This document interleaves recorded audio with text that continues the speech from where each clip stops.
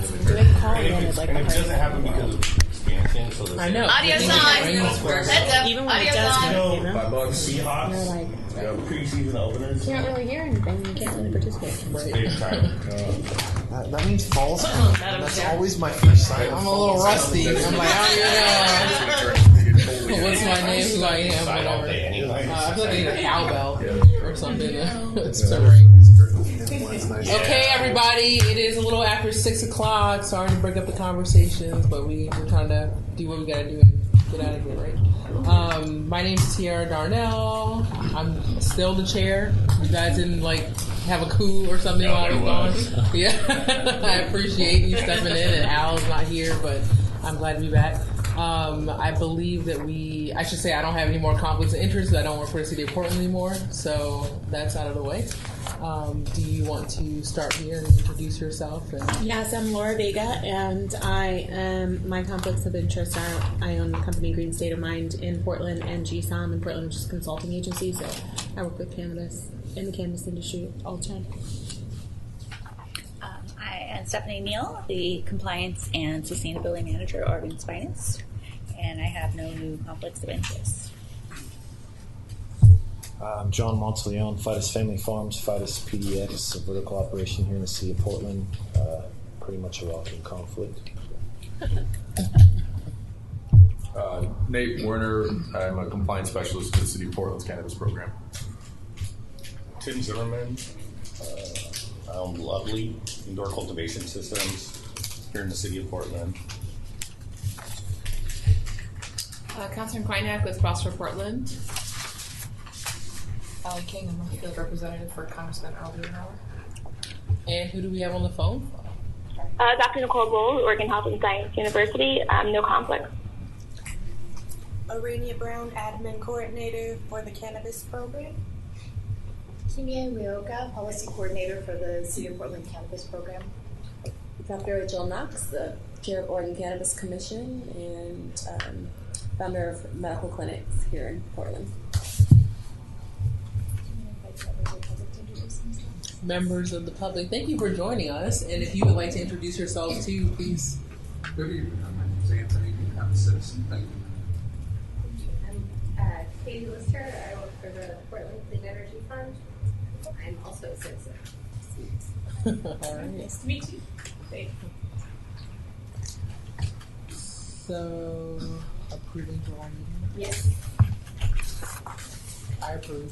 Is that it? So you just want to invite everyone to review the minutes and provide any edits. Does anyone have any edits to the July meeting minutes? Everybody had a chance to review them, or is this the first time for except for people who were there, obviously.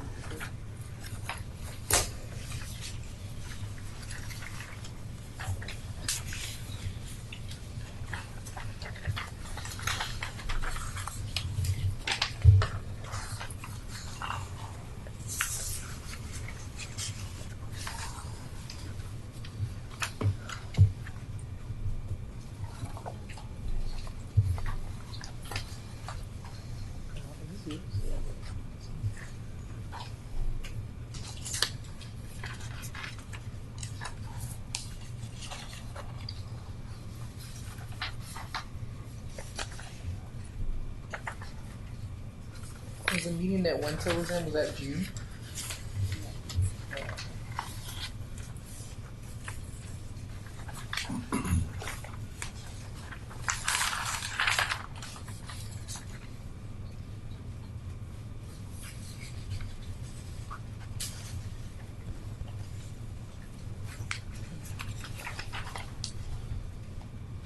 I have no comments or questions or additions.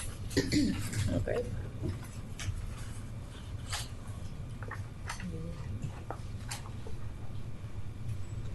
Unless anybody else has anything they want to add, I'm going to take the silence as we're all good on the meeting minutes for July. Good.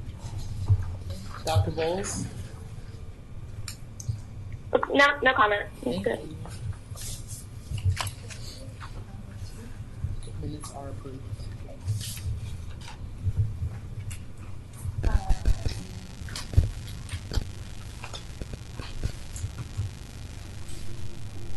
Kimia was also nice enough to capture minutes from the after meeting that happened on Tuesday. We'll go over the changes that were proposed for the recommendation report, but for those who were there, if you wouldn't mind just taking a look quickly and providing any edits if you see any.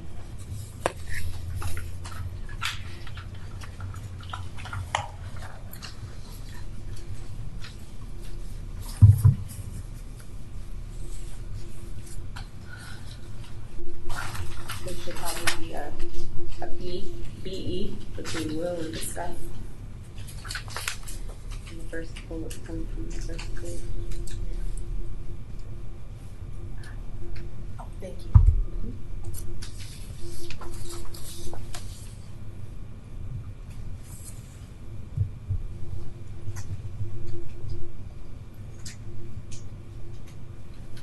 Extra space between individuals and groups. Might be on the second point of We know who's copy editing the report. yeah.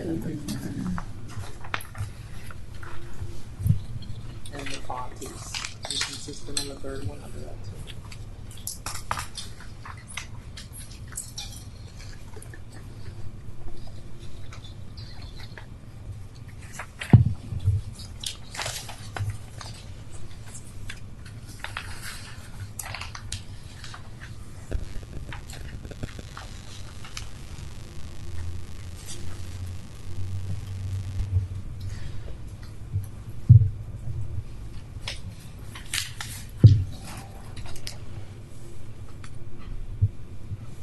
Is there audio of this too online yet? Or? Unfortunately, we did not take audio for that meeting. Okay.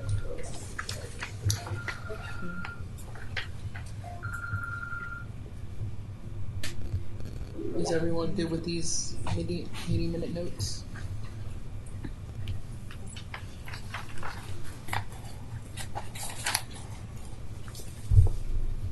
I think that's the meeting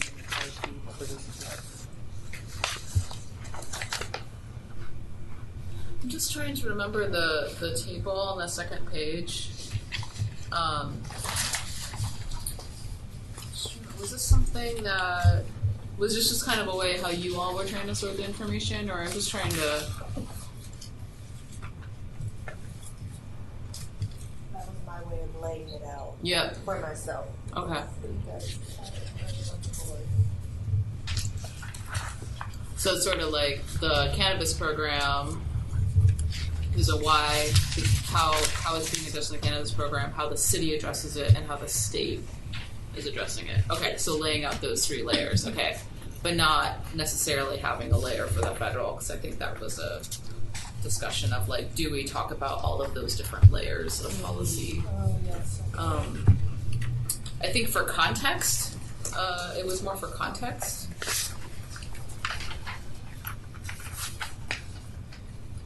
What was the context?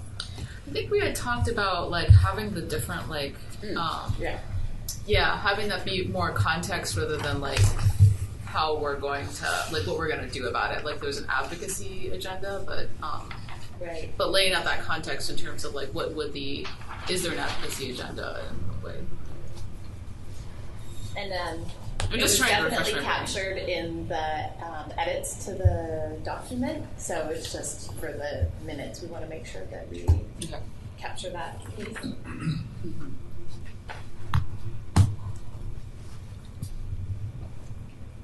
So add federal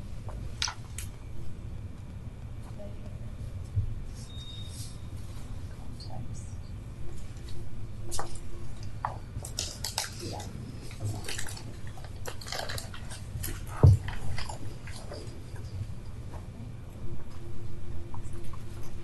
One more time. With the edit to add the federal layer for context, and the other small edits that were identified. Is that Everybody's good with that?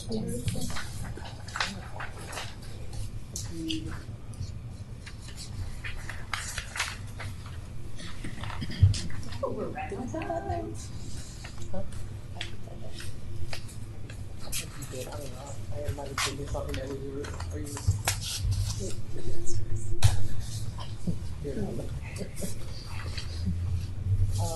Okay, I don't have an interest. Like I don't have your bio or anything, but I'm just gonna. Yeah, so that's why I was kind of waiting on it. Yeah, but thank you for being here, Allie, and for the work you do for Congressman Blumenauer, and the time is yours to use as you like. Thanks. So I'm a field representative for Congressman Blumenauer, and one of the issue areas I handle for him is cannabis. And so I don't know if you all have seen this. It's a blueprint that he wrote a few years ago, and it gets updated regularly. And it's kind of his thinking about the path forward. How do we proceed with marijuana and cannabis policy? And you can find it on his congressional website.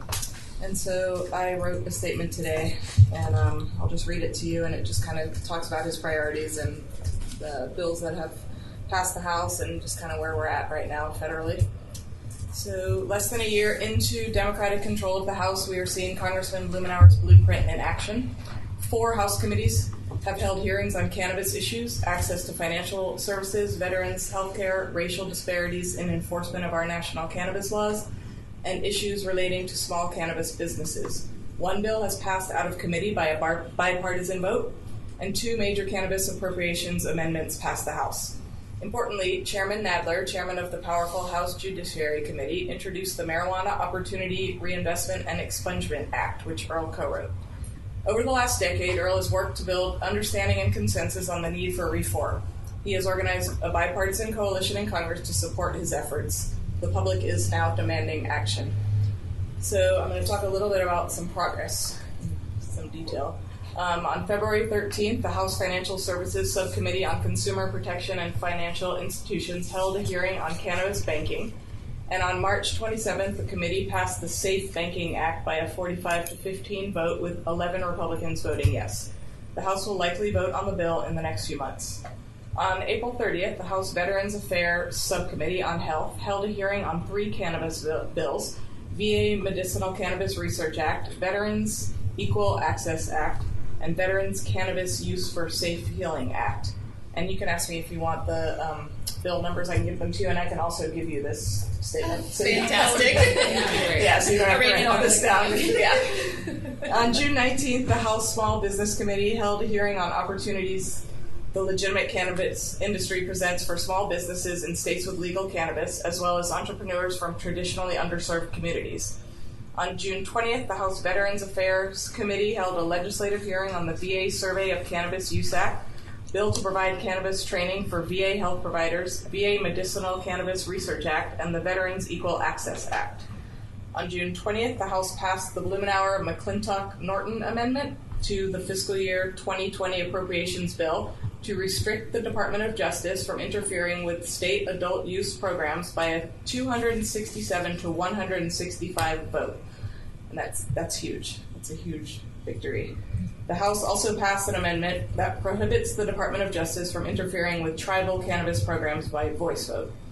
On July 10th, House Judiciary Subcommittee on Crime, Terrorism, and Homeland Security held a hearing on racial justice and the need for reform of our nation's cannabis laws. On July 23rd, the Senate Banking Committee held a hearing on cannabis banking. On July 23rd, Judiciary Committee Chairman Jerry Nadler introduced, I already talked about this a little bit, the Marijuana Opportunity Reinvestment and Expungement Act, a comprehensive decriminalization bill. So Earl's top priority is to legalize or deschedule cannabis. His hope is that by the end of the 116th Congress, which is what we're in right now, we will federally deschedule cannabis.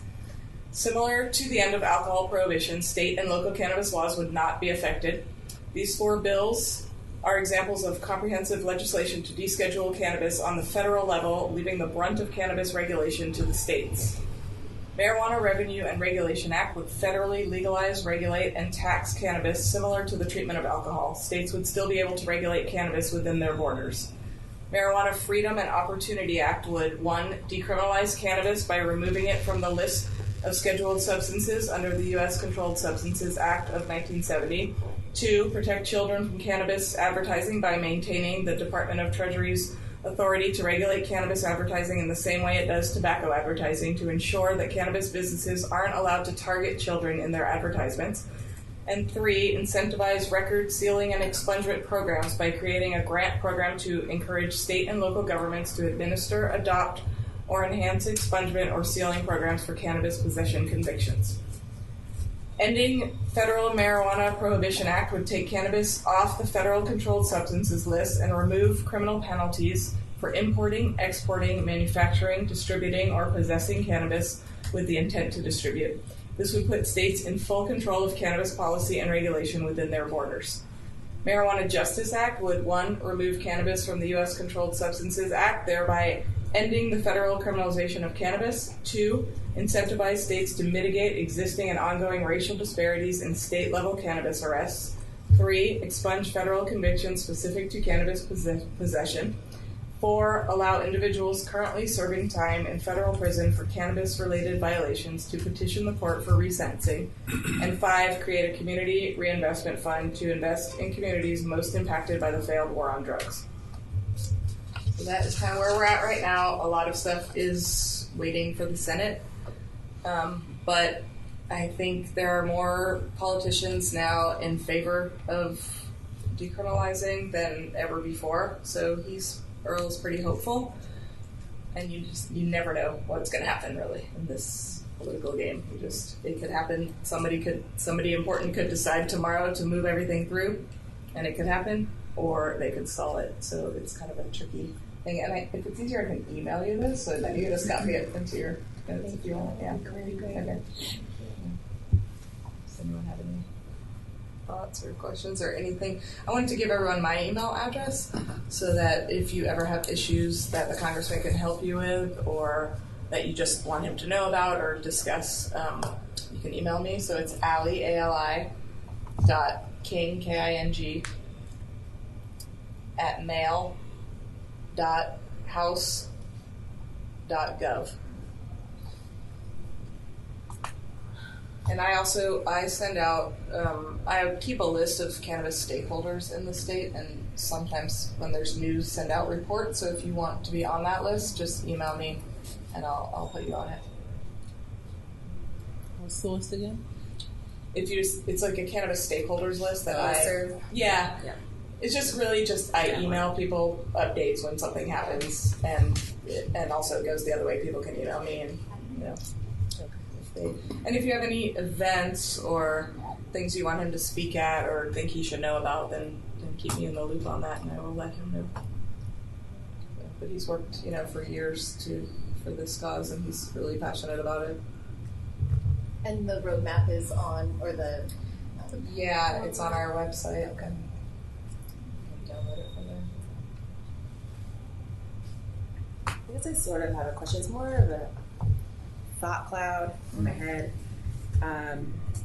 So I work here with CPOT. I'm also the chair of the Oregon Cannabis Commission. We're trying to revitalize the medical program here. And then we have the work that's happening on the federal level. And what I'm recognizing between the city and the state and our own congressman's efforts federally is there is a lot of misalignment. Yes. And I don't know if Congressman has thought about this, or you've thought about this. How can we be more aligned as a city, as a state, in sort of support of what he's doing, and perhaps how right. you all could be supportive of what we're doing, because this is all highly politicized. Sure. I think a lot of it is just keeping communication open, like me coming here to your meetings, finding out what you're doing, you keeping communication with me, and me passing that along to him, so everyone knows what everyone is working on. Mm-hmm. There's always going to be a little bit of kind of overlap, and people are just trying to a little bit get things passed. There's you tack things onto different bills to try and get them passed, so there's a lot of overlap in that, just kind of hoping, I guess, something will stick. It's just, so that's a little bit of the nature of it. But yeah, I have a meeting with him tomorrow, and I'm gonna kind of brief him on what happened here, and I'll definitely bring that up. So, do you have suggestions about what you would like to see? So the reason why we brought up in conversation about the minutes from our meeting on Tuesday, making sure we contemplate federal context is because we need context for everything. We're here advising the city of Portland on how to use tax revenue for social equity issues, et cetera. But there are state policies that will preclude a lot of our recommendations from moving forward. And I know that to be true, especially working with Oregon Cannabis Commission, having to deal with OLCC and Oregon Health Authority and trying to just contemplate a new medical program and what that might mean in adult, with respect to adult use, also at a level that never contemplated social equity to begin with. Right. And so I feel like we're all fighting that uphill battle. And I on behalf of our group here, I don't mean to bring the commission into this, but for all of us who are trying to do very similar work, how can we have these conversations at a louder volume?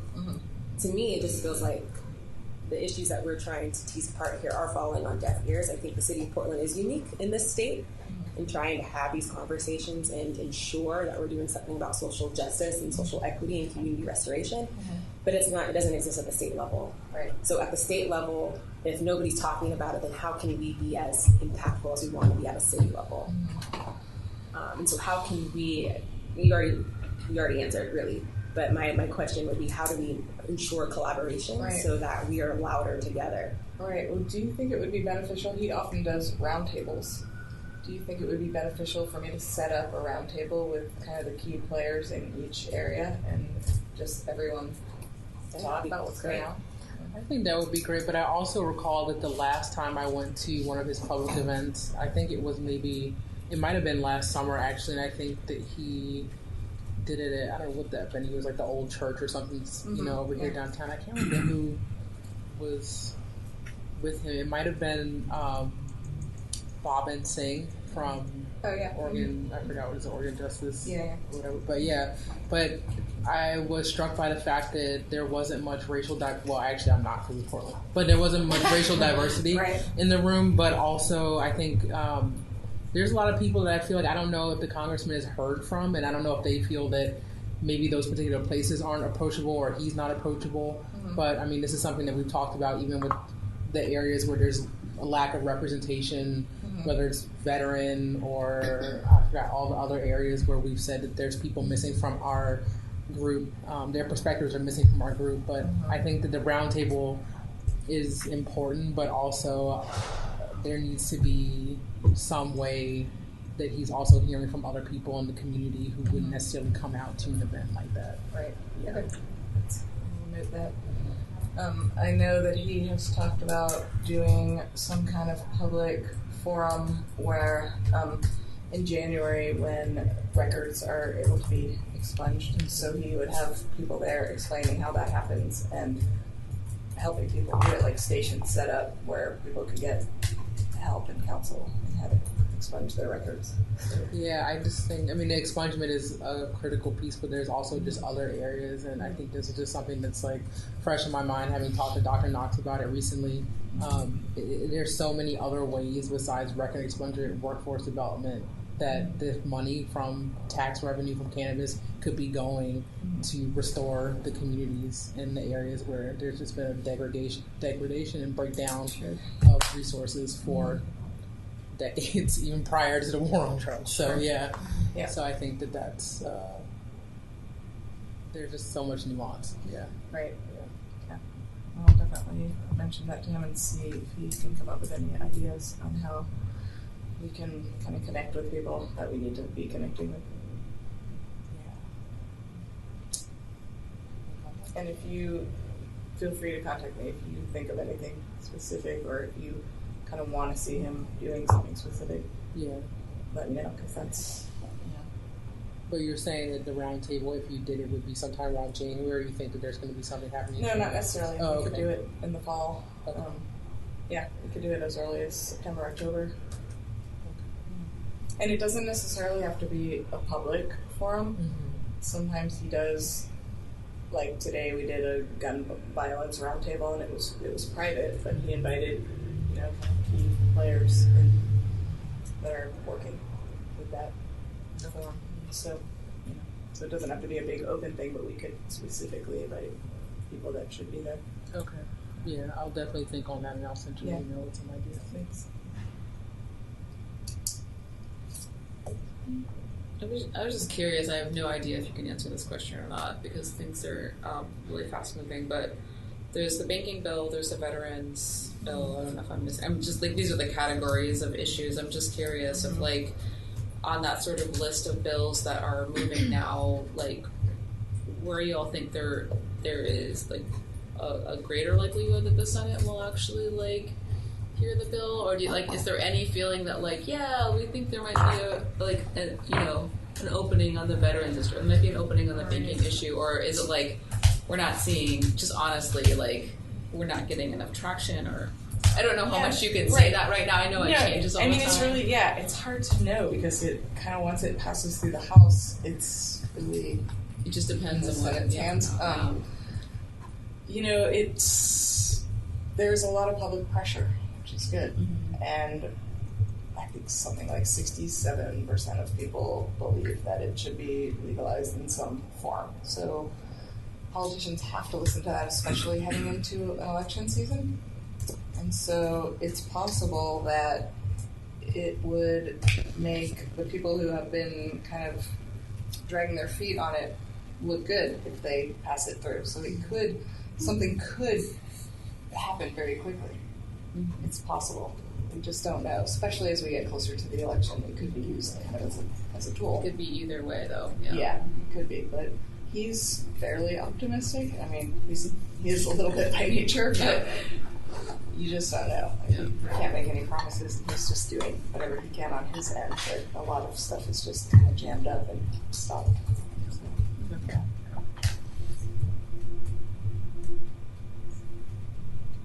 I know one of the things. Oh, yes. Is it appropriate for a public question this time? Because I know you can public comment at the end. And I could know your guest was remaining for the rest of the meeting. Sure. Please do. Thank you very much for coming this evening. Sure. I appreciate your comments.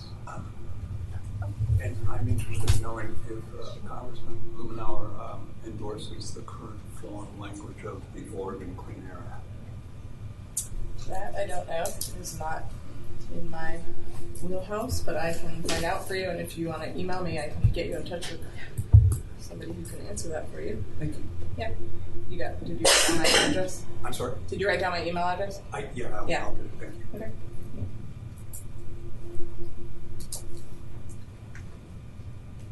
I know that one of the challenges that has been presented to the city and this group in advising the city is that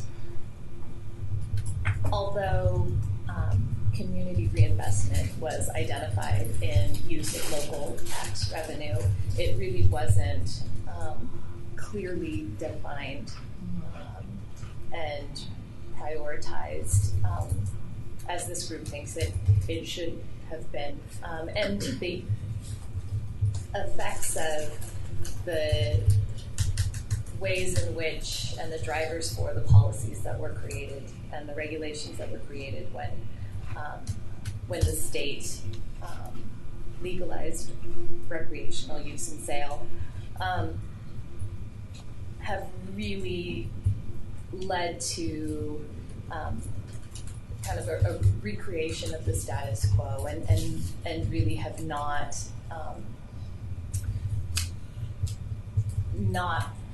been restorative or transformative or reparative in this endeavor. And so can you speak to at all conversations taking place with the congressman or within the roadmap that he outlines? You did mention a priority of community reinvestment, but really thinking about the ability of like a federal shift to have a transformative impact, but that has to be very like intentional in how that is done and executed. And so are there any conversations taking place around what that could look like? I can't speak to, I'm sure there are, I don't know specifically. I know that is one of his top priorities, is restorative justice and reinvesting in communities. And so there's a lot of conversations that of course take place that, you know, are not made public. And so just knowing him, I would say yes, he's speaking of that. But I don't know that there's any specific policies in place or anything yet for that. And I think a lot of it would come down to state and city for actual. Yeah. Sure.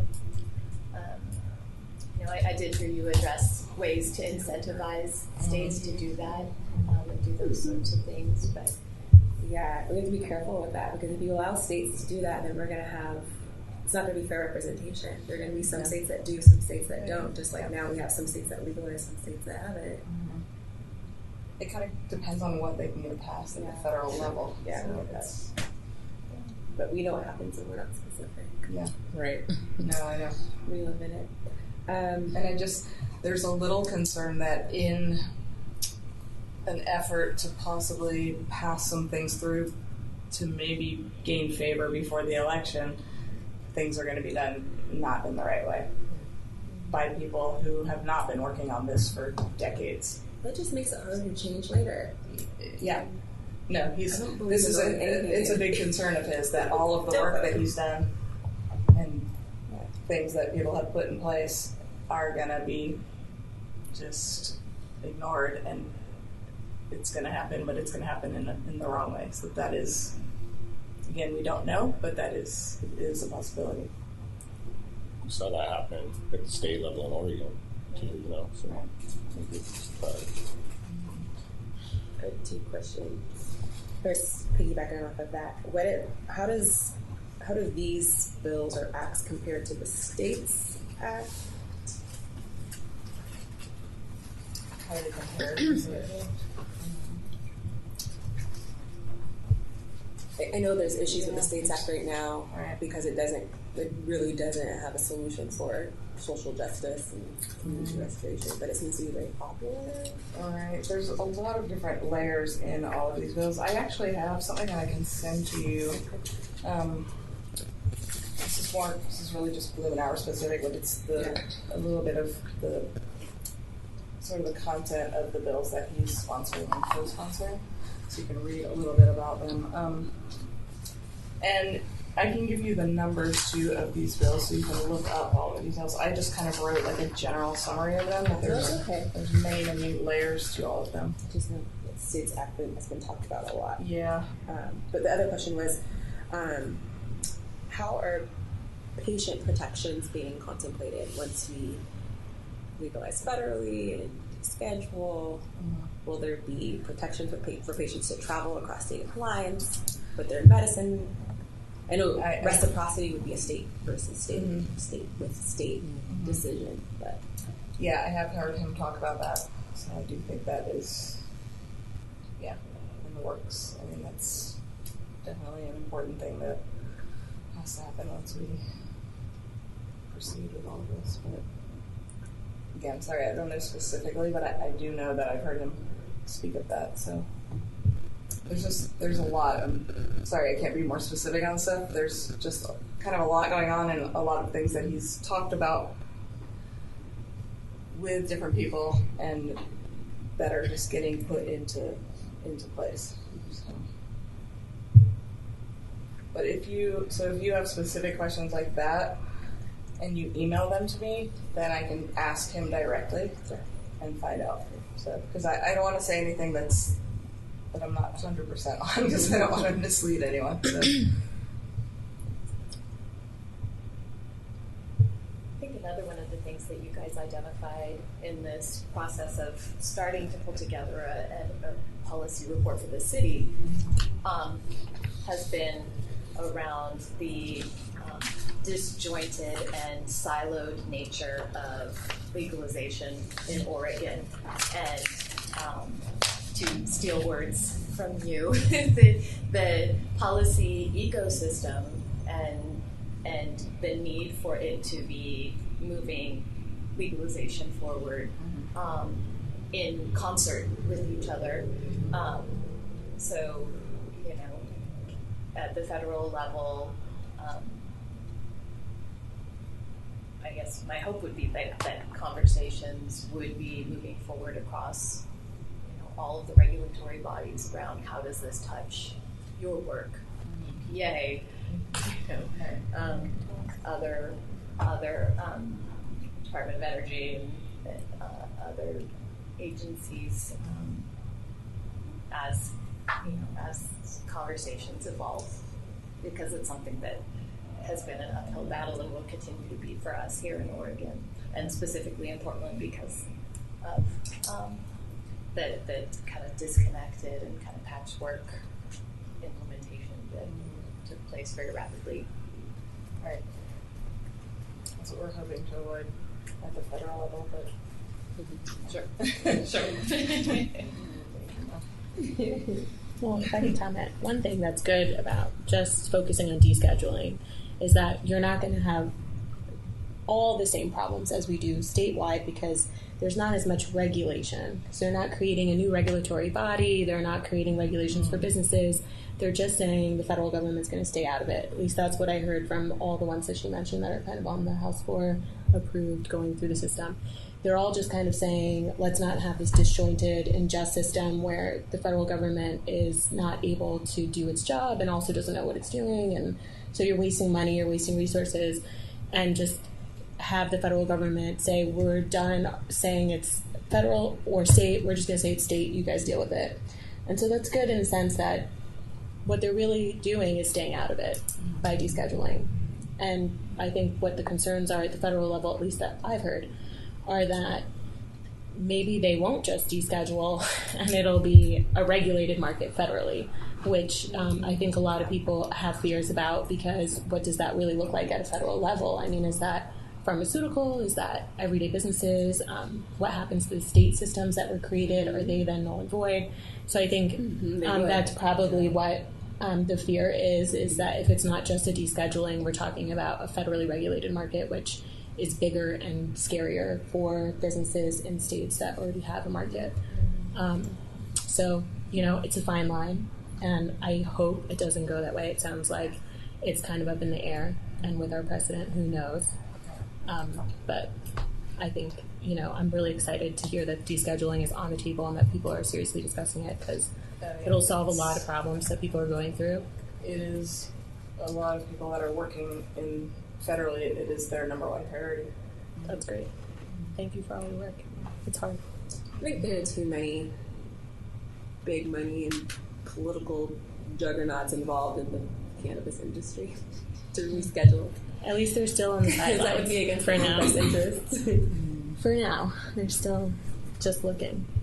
But if it's descheduled, it's still subject to, like, I don't know, like what other sort of like federal regulatory. I mean, there's other federal regulatory that like than cannabis businesses. Sure, you know, you get like FDA. I don't know, FDA would be able to do something about packaging, which Right. you know, our rules in Oregon mirror the FDA, but they'd be able to control a little more from their standpoint. I mean, at least in letters.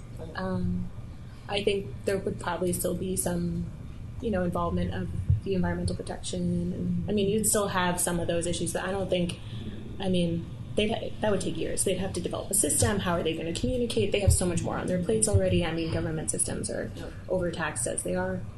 I mean, descheduling will help the banking, whether banking's included or not.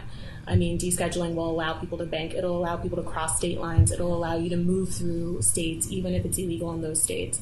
It'll give you a lot of rights that that people just don't have right now because there's no rules, and well, there are rules, but they're disjointed. So even with all of that good, there still comes, which is now like the age-old burden of addressing the social injustice that exists outside of the cannabis industry. So yet and still, descheduling would create, and some may argue, more barriers for people of color in the communities most harmed by the war on drugs, because now we've opened up this marketplace for the haves. Right, but it would allow, like, for instance, people who are moving through places that are historically have racial inequities, which is everywhere. But I'm saying that, like, the people who are, moving through those areas now are protected because they pull, like, federal law, right? And they say, well, now this is a federal issue because you're crossing Idaho from Oregon to Colorado or whatever. And even if you say, well, I live in one state and I'm buying in another state, whatever, it's, you still have the federal issue because you cross state lines. Right, so we're saying they can't use that as their excuse. Right, now they have lawyers who can say, well, they're crossing state lines, but it's descheduled, so if the local state has an issue, historically you're protected under federal law when you're passing through. There's a lot of stuff that goes around with that. It's actually one of the most important Supreme Court cases were all about abortion and allowing people to move through to get abortions even if they were illegal in your state. So there's a lot of precedent that will, at least I think, end up in seeing less people in jail, I would hope. And so, that's one thing, less people in federal prison, right? But, everything's a step forward. But I think it is important to see if there's anything federally that can be done to find a way to make it, to incentivize states. I think that's, like, the most important things. Probably the only thing the federal government can really do, incentivizing states with grant programs or with taxation issues, like anything you can do to incentivize them to move forward in the direction of, of doing what they promised, of, taking care of the minority communities or that were affected by the war on drugs. And there is a bill right now introduced by Barbara Lee, who's super champion of this, and Earl co-sponsors it. And one of the things it does is establishes a community reinvestment fund in the U.S. Treasury. That's smart, and that's what I'm talking about. Yeah. So they are putting those in to some of these bills. They've been very popular. I mean, among voters when they're included. So. Sure. Yeah. Yep. Do you have any questions for this group? No, I don't think so. I would like to. I don't know if I can get the minutes. I have to go to another meeting right now. Sure. But so, can I get the minutes from this? Yes. And absolutely. And if I can't attend all of them, I would like to see the minutes. Oh, regularly. Yeah. No problem. I'd love to. Yeah. Yeah, and just again, I'm just going to open it up for if you think of anything that you want me to specifically ask the congressman or ask any of our legislative aides in DC, I can just feel free to reach out. I can always do that. And then I'll wait to hear from you, Tiara, about possibly some ideas that you might have, and then we can maybe work together to set something up. Yeah, that sounds good. Do you have cards or no? So I actually grabbed the wrong person on the way out. That's okay. I just walked in here and I'm like, great, I don't have cards. Yeah, I tried to send one. It bounced back, so I wrote it down. Allie, so it's Allie, A-L-I. Yeah. .king, K-I-N-G. Yeah. At mail. Yeah. .house.gov. I might have inadvertently typed .com or something. Yeah. Okay. Yeah. Thank you. Yep. Do you need that copy? Can I see that? So yeah, you want this? Yeah. See if I took notes on it. Yep. Thank you. Hold on. Oh, it is this one. Hold on. This last page is something different, so and I can also, anyone who wants this, I can email it to you. You can email it to me. I'll go ahead and send it to the group. Okay, I will do that. Thanks. Sorry, I have to run off to another meeting. Thank you very, very much. Thank you for having me. For all your hard work. Allie, can I walk you to the stairs? Sure. Is it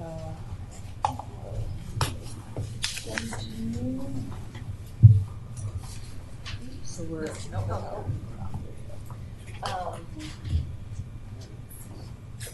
you want to have 2 5-minute breaks instead of 1 10, or you want to just plow on through? I vote for that one. all right, we'll take a 5 minute. Okay. Thank you. Okay. If you make us, yeah. Thanks. I'll pause the audio. Oh, was that? I'm glad that was recorded. Nope. Audio's on now.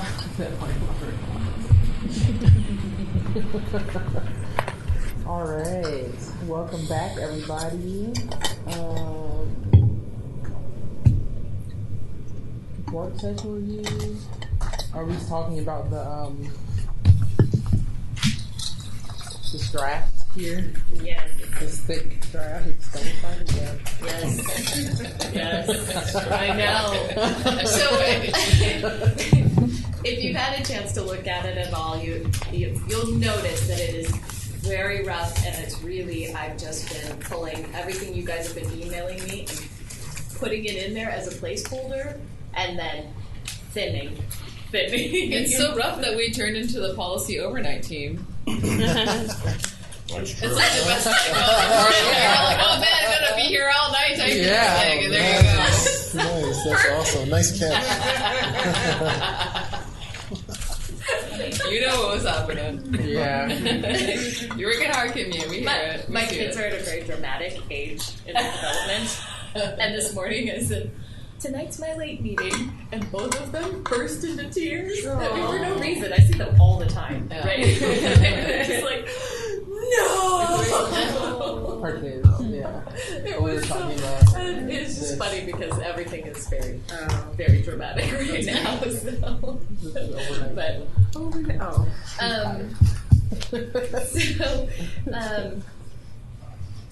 you know, one of the biggest things that came out of the group's time together on Tuesday was the opportunity to kind of really pull back and view and process all of the conversations that you have had and the recommendations that you had identified up until this point, and kind of organically the group started talking about a different way to organize those recommendations. And so one of the things you'll see are I didn't put page number, sorry. 1, 2, so it's the fourth page, if you're counting each side. It says our guiding principles, and everything in here is going to need wordsmithing and graphic design and all that stuff. But right now, I really just tried to capture the core concepts and thoughts and main points of the conversations that you guys have had. But one of the things that came out of Tuesday's meeting was a reorganization of the kind of guiding principles. Previously, it had been social equity and economic development and community building.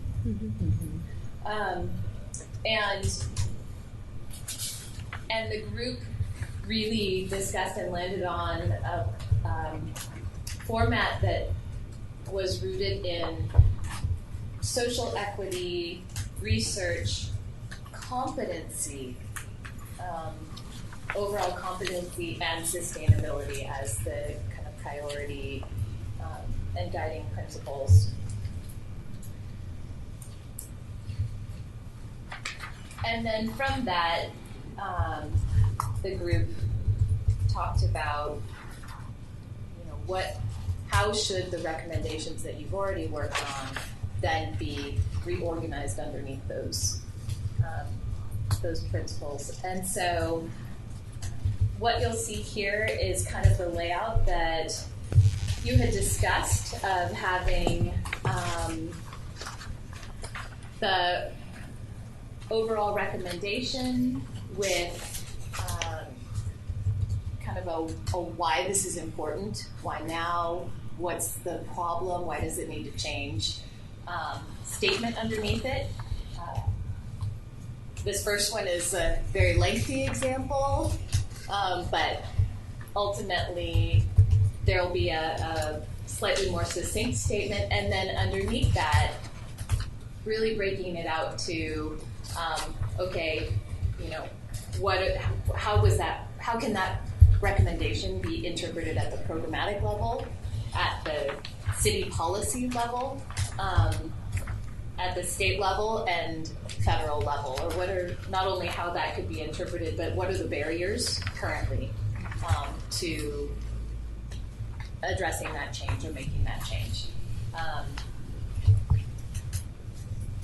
So, can I ask this really quickly? Yeah. The time. Can you remind us about the timeline on this again? So this is a draft version of it. So what is the order of operations for getting this thing done? So, ultimately, this is something that the director would like at the end of the calendar year. Okay. But if you, as a group, would like to engage the community around these recommendations, then given where we're at right now, I would recommend making plans to have 2 or 3 community engagement opportunities in October. That would give you the rest of August and October, or skipping months here, the rest of August and September to really refine these to a point where you feel comfortable taking them on the road. And then hopefully we can use the rest of the, after this conversation, the rest of the night's meeting to brainstorm around what that public engagement, what do you want that to look like? How does that sound? Does that sound reasonable? So then after the 2 public engagement sessions in October, we would have November to add in any additional feedback, and then this would go to Yes. first couple weeks in December. And I would imagine it would be Sook and Winta and hopefully or possibly the commissioner as well in that same presentation. Okay. I thought that we had talked about submitting our reports more often than once a year. Yeah, so I think that what you had talked about was having a quarterly report out to the director and also to Winta. And so I feel like we got such a late start anyway, and there were a lot of things that we were working out that quarterly we wouldn't have had the time to put something together for the first quarter anyway. So really, at the time this is coming is kind of like the second quarter if we are close. I did share that draft quarterly report that I had pulled together that was really more of kind of a progress report. Here's how many times we've met. This is what the group has talked about. Here are the initial priorities that the group has been discussing and the general conversation. I think the one thing that we need to revisit and confirm is you know, what do you want the function of that quarterly report to be? I shared that with Sook and also with Winta because they're on the email list for the group anyways.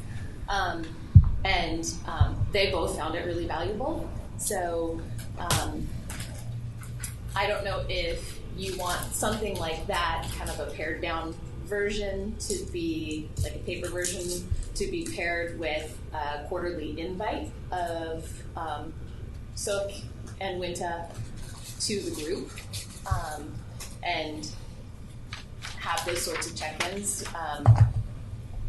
They are regularly reading through and staying in touch through both Brandon and also through myself with what you guys are working on, but how often do you want them to be receiving something tangible from you guys and also coming to visit the group? And they can do it. You just need to determine what you want that to look like. Okay. I have a comment. Yes.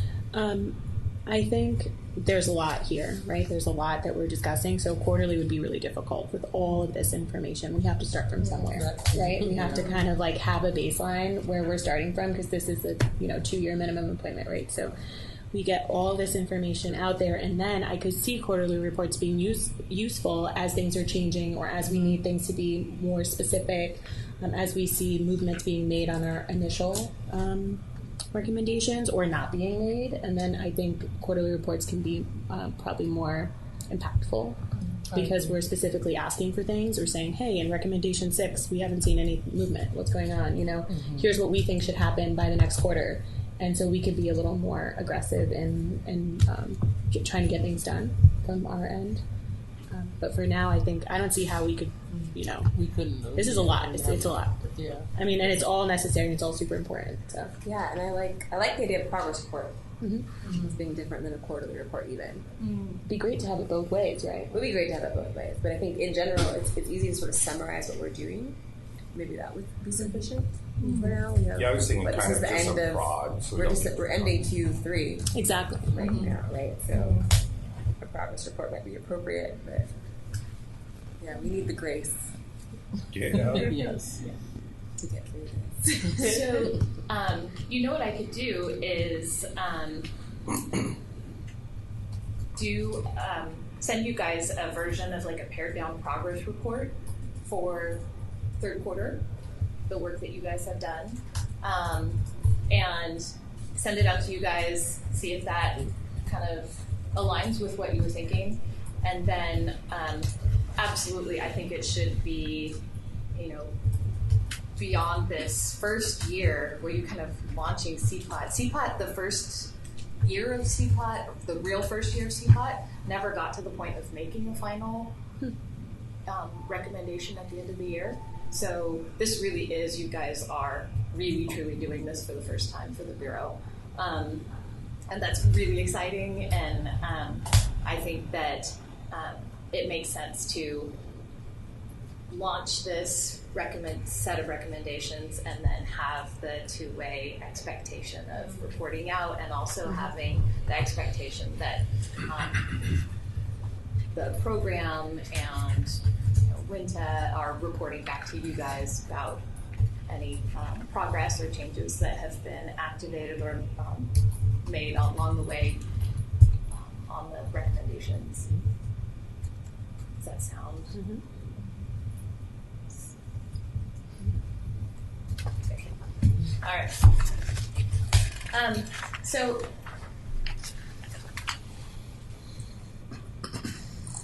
if you wouldn't mind just taking a few minutes right now, if you haven't done it already, to just do a skim through the working document.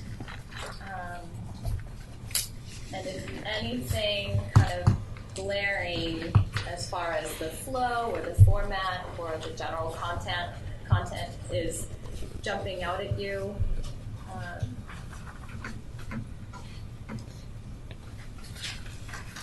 please let me know.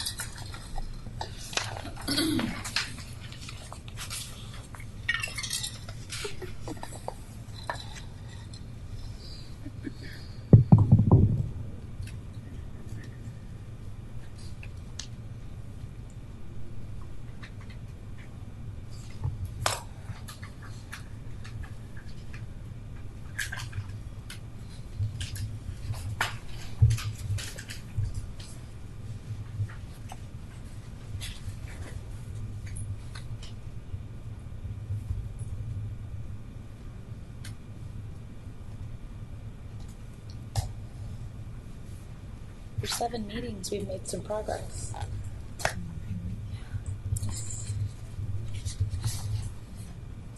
It'll be nice when you guys have something real tangible in your hands to present. We're close.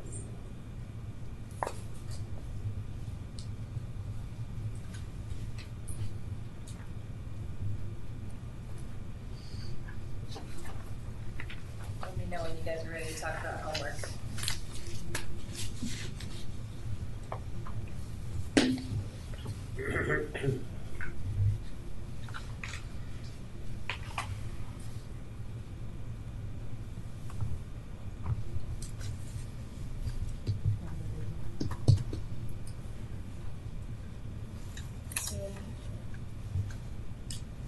Are there any things about the layout or the flow, the general layout that you want to say about how that's come together?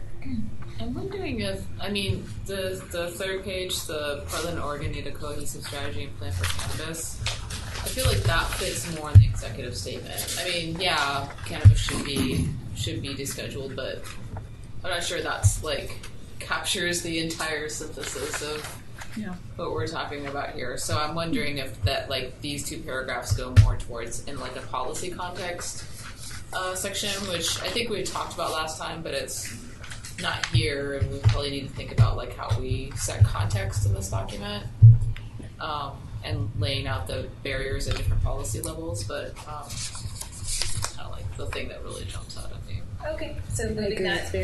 It's almost like negative. It's like, don't even read the rest of this because we can't do Right, anything yeah, until exactly. we schedule. We're just Don't even bother. Yeah. Okay, wait. Can you say that again? I didn't capture it in my brain. Sorry. So page 3, Mm-hmm. have that the executive statement, Ah, gotcha. or Yeah, it's lovely. Gotcha. or some, I get what you're saying. I actually did like page 3. Okay. A little And fire then in there.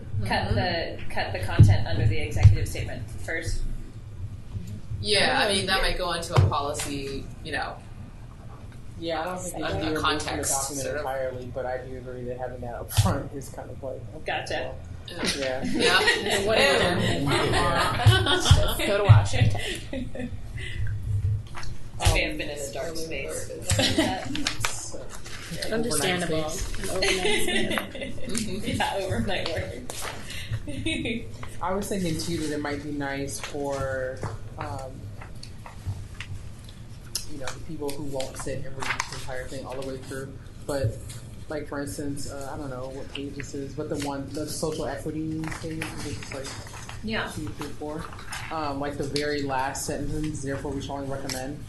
It would be nice if that was like bolded, so that way when people look at it, like the first thing they see might be like the most important sentence in that paragraph. Sure. And then likewise for the 2 bullet points that are below, like why this is so important. Like I think the things that like we had to identify and like visually show people, this is the most important thing that we want you to take away from this, because not everybody's going to sink their teeth into this. Which begs the question, right? There's an executive statement here, or should there be an executive summary? Yeah, that's a good idea As too. the first 2 pages of the report.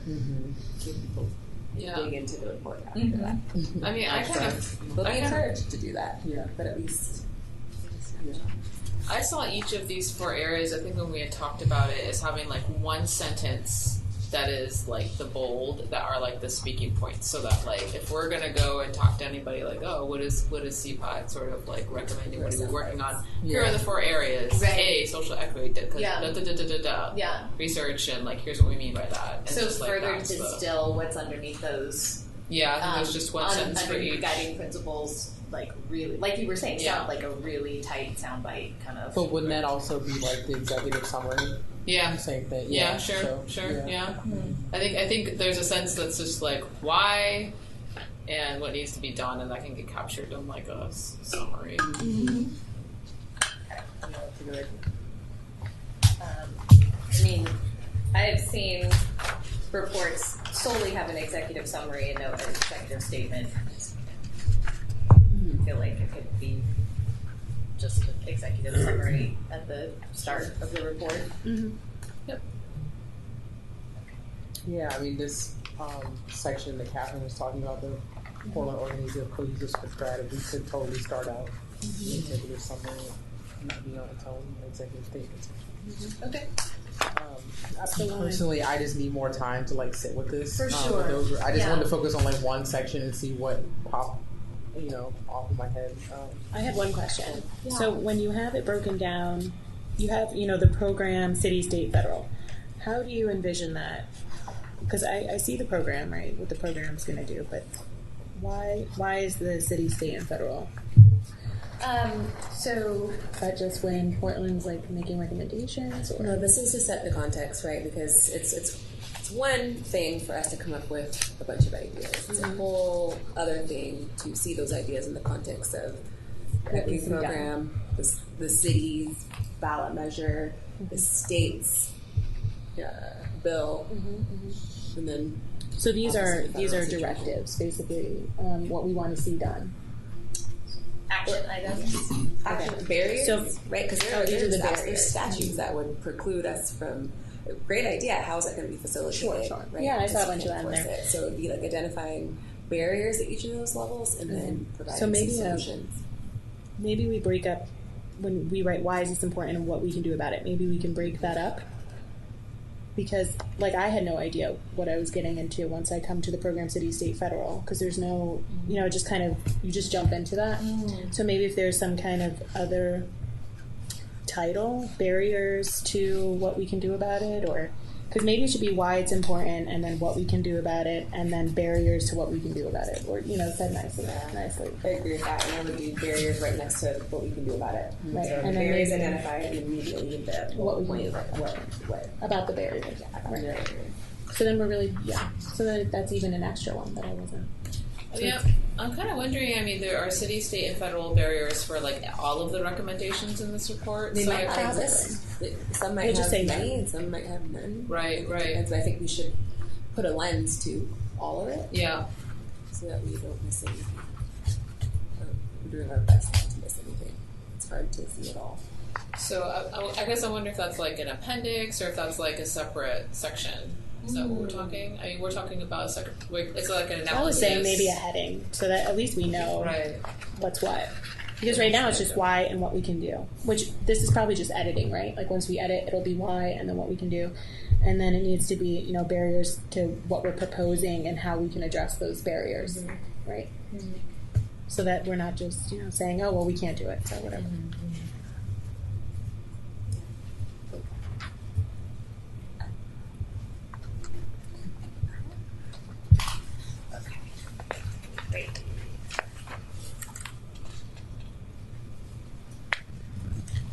So, my request of you today is to get a commitment from each of you on crafting, or at least attempting to craft, a wise statement for another one of these recommendations.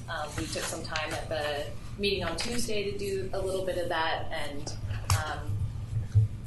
everybody submitted those to me, but there are quite a few here that it would be very helpful to have your help in pulling together some language around the wise statement for additional recommendations that are on here. Sorry, the why statement is going to be for each one of the recommendations? Right. So, Oh, for I see. example, Or it says recommendation. So, underneath social equity, recommendation number 2, city social equity work plan framework. Yeah. I just need help. Can you do another survey? So that we can all contribute? Sure. You know? Yeah. And collect it that way. Okay. Yeah. And that's Would good that for work for me. you guys? Yeah. Yeah. Remember when we did, what was the Survey exercise the monkey. exercise we did? We captured all of our responses. Ranking and prioritizing, Yeah. and then adding additional feedback around things that weren't previously I identified. personally like the way that worked because then I felt like I could contribute. If we applied it to this, I feel like I could contribute to all the why statements to Versus putting them in an email. instead of me being responsible for Yeah. one why statement. Okay. Sure. Yeah.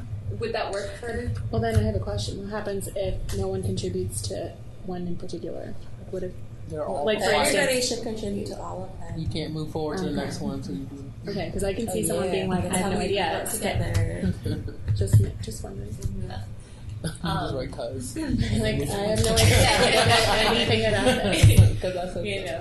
And what I have been doing all along is revisiting notes, revisiting audio, and really trying to capture all of the conversational points and discussion points and priorities that you guys have identified in previous meetings. And so as we continue to shape this, I will continue to provide some of that, and then as you continue to review, you can go, that's not exactly what I had meant at that time, or and so my hope is that right now we're still just contributing to the bulk of the content, and that's what I need your help with, doing some content creation for these why statements, so that I can focus on pulling together data and pulling together other programmatic things and policy things, to include underneath, what the barriers might be or how we can address it.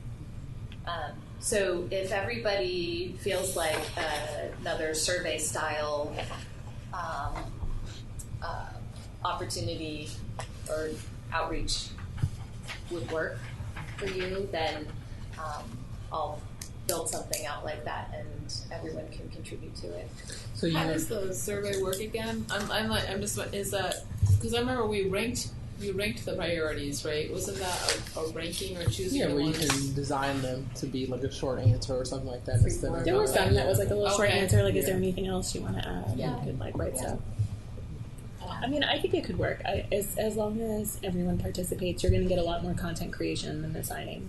I would Yeah, think. there's no way to do I a think shared so, too. document. I mean, I know you can't do Google, but it's just like, if I were doing this, when I do a collaborative writing, it's just a Google Doc, and then people say, I'll do this section, that section, and then you.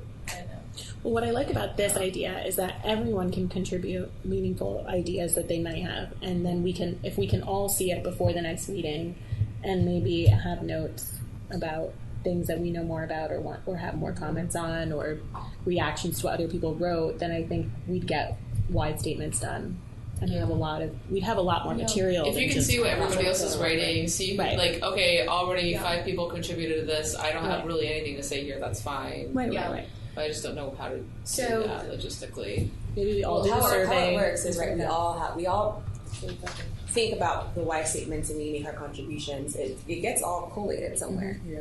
and then we can all see how we all responded to it, And maybe and that's then a good create a comprehensive Yep. statement from that. Yeah. So what might work with the resources that I have available would be, I can send you a Word document that's really just each of the recommendations with, a space underneath for your why statement. And then as you send those back to me, I can combine them all into a shared document that I put into that shared folder, so that you all have access to it. Or I can send it back out through email once I receive everybody's feedback. I prefer a form, so I don't think I have a Word document. I feel like I do everything online, so that's why I made that. I'm only one. That's my recommendation, to do it in a survey as opposed to Well, then letting you you a document and attachments. Yeah. But then you need someone who's gonna, like, it'll be easy for you to do the survey. Send us all, the whatever people wrote, because you can just cut and paste. Here's everything they wrote. But then you're gonna put it all into something meaningful that makes sense. Mm-hmm. Yeah, I will attend. Right. If one of us sets up a Google Doc, would that be easier? I think it's the record keeping. I think it's the record It's the record keeping. keeping. That's sending us each a Word document, and all of us sending you back Word documents. That's a bunch of files. Yeah. Mm-hmm. I'm just trying to eliminate the whole download, right? Compatibility thing. Yeah. Exactly. I can send you a fillable PDF. If that. Yeah, but then you're going to get all of you. That's going to be so much harder. That's going going to be so much harder for you to put the data together. Yeah, I mean, we've got a SurveyMonkey account. I can just put all the questions on those surveys. No problem. I think that sounds like the easiest. Yeah. Okay. And so then, when you get all the responses back, you will before the meeting or after? Oh, well before. So my hope is that. No, I'm talking about like synthesizing all the responses that you get into one. You don't have that done in time. Yeah, I mean, my hope would be to be able to synthesize this and get it back to you within the next 2 weeks. Right. Okay. It would be best if we could see it with plenty of time before the next meeting, so that if there are edits, we have the time to do it. Yeah. This is always good to the next see meeting. earlier. We can start planning for whatever we're going to do in October, so we don't take up a ton of time. But I mean, beyond the why, we have to come up with recommendations, right? So the why is just the first step. We need to do the why, but then we need to do the what and the how and what are the barriers. So that would be a very long meeting. Yeah. And you guys have identified a number of the recommendations previously. Yeah, I think not all some of them. But if you want to spend more time kind of refining those, then and identifying new ones for the ones that don't have them specifically, I think that will make it a more robust document.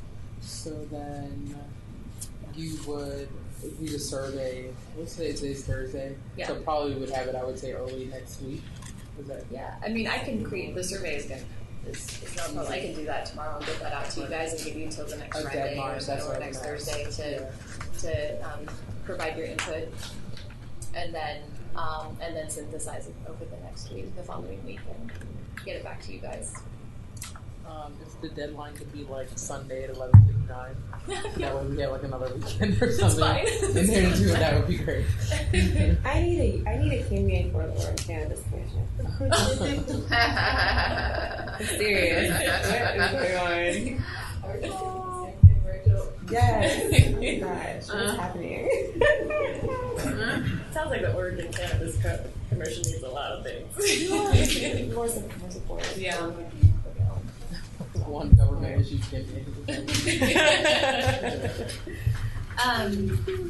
Okay, so that sounds good.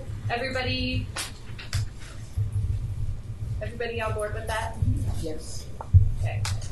All right. What's this? Do you want to take another break? Or you want to power through it? Yeah. Do you need a brain break? I'm sorry. So we Yeah, passed because we're on that. time. We're on time.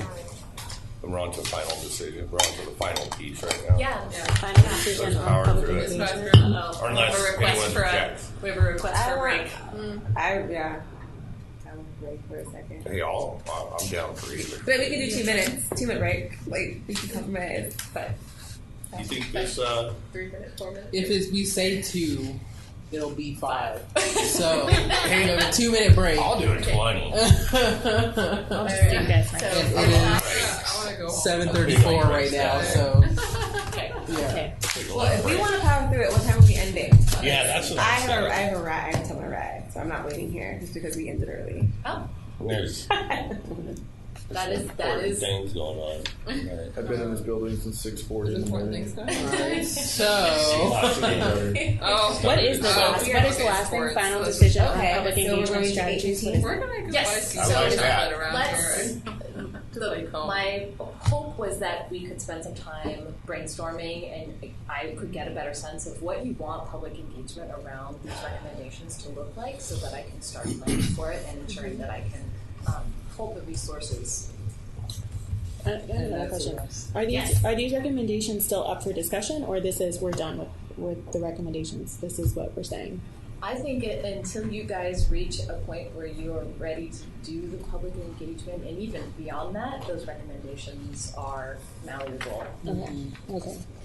So really, we're just discussing how we want to communicate. Okay. Yeah. What should public engagement around these recommendations look like?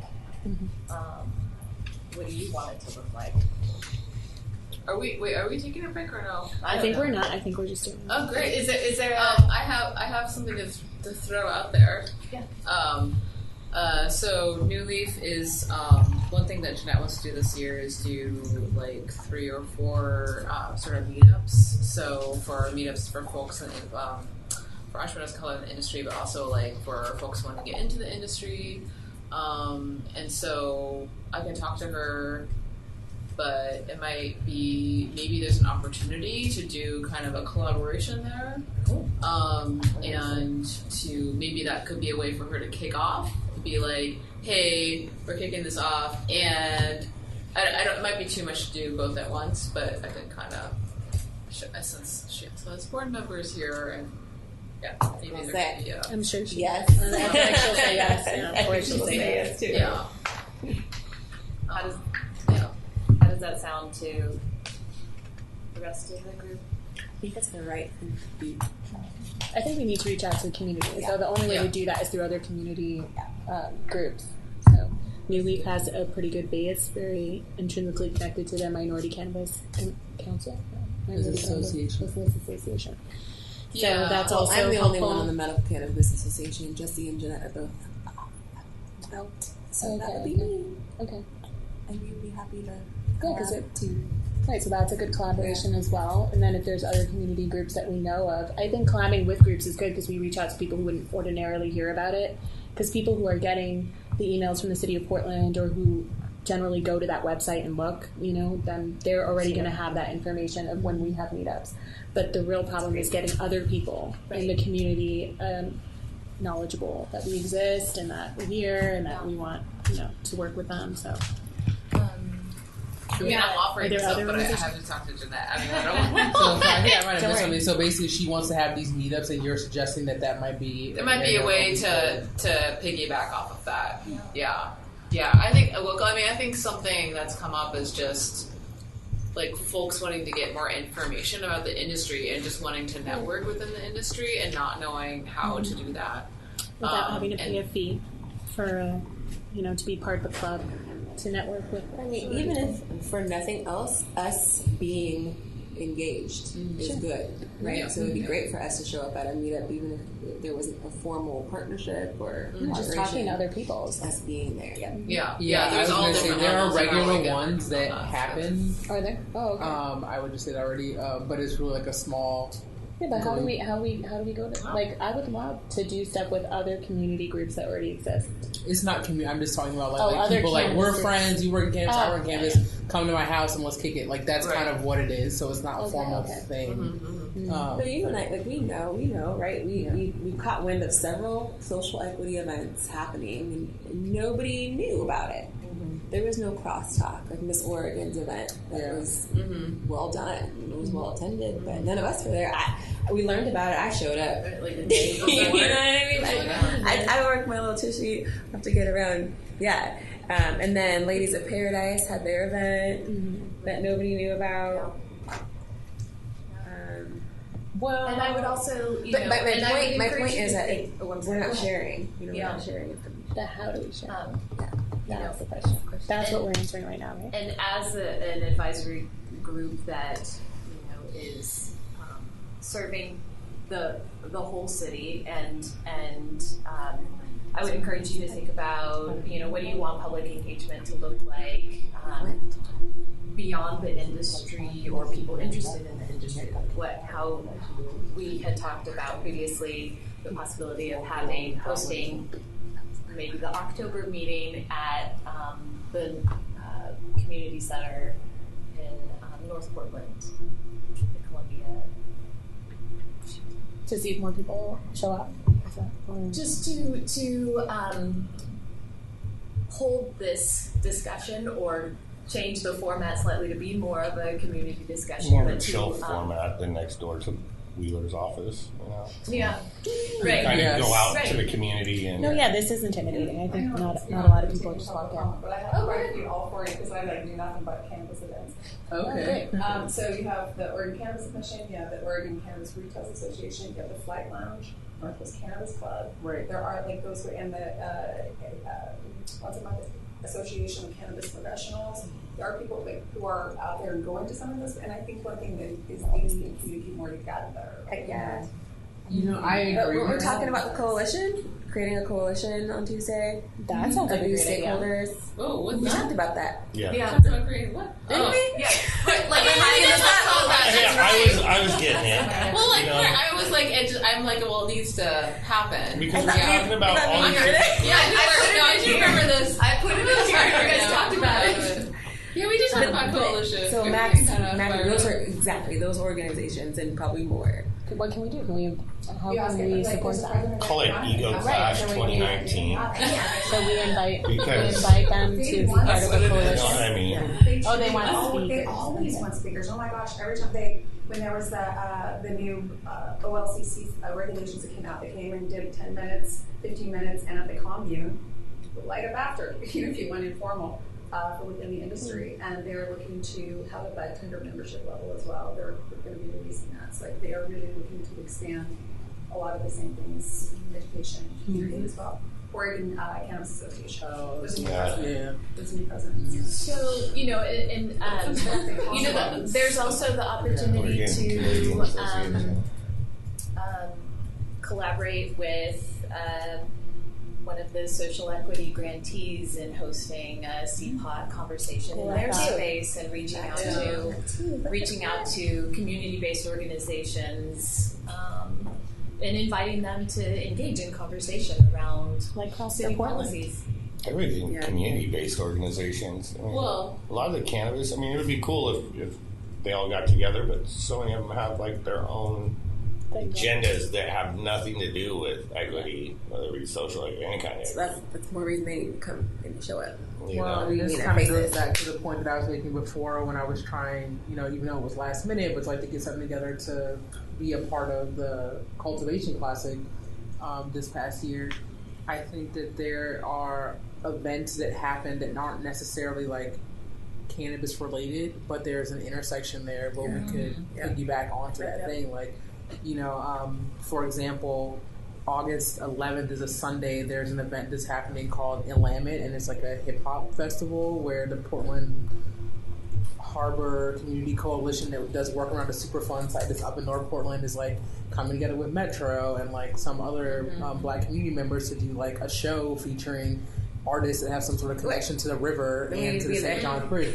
Right, okay, so there obviously we have Green Hop that's the first hip-hop historical dispensary, so there are connections that are there, and so I think that events like that where you already know that people are reaching out to, I feel like when I say youth, I'm like, whatever, it's my, but people, there's folks that normally would not come to these types of events that will go to that, and so how can we get them when they're there? So when you participate in these events, are you saying like getting a table, being speakers? Are we hosting? Like, are we giving money towards it? Like, what's the? I mean, I think that that's all dependent on what we're allowed to do with city funds. But I mean, having a table, maybe, but I don't know that would be like that's kind of boring, you know, like for that particular type of. Yeah, that's what I'm trying to figure out. Like, how are we engaging? Like, once this is done, it makes sense that, you know, we would go to these meetings and speak. When she's mentioning speakers, like, that makes sense. So we go, we say, hey, there's CPOT, there's this thing that you might not have heard about, and we're going to be having town halls where people can comment,